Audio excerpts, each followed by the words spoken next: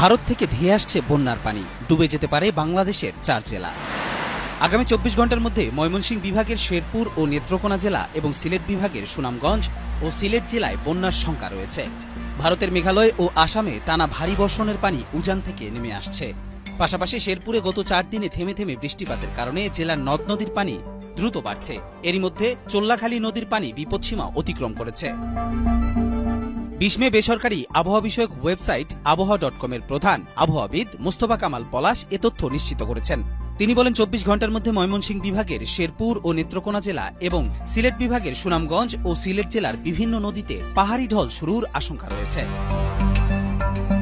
তিনি আরও বলেন, মঙ্গলবার থেকে বুধবার দুপুর 12টার মধ্যে রংপুর, ময়মনসিংহ ও সিলেট বিভাগের জেলাগুলোর ওপর দিয়ে এক নাগারে মাঝারি থেকে ভারী মানের বৃষ্টিপাত অতিক্রমের প্রবল আশঙ্কা রয়েছে।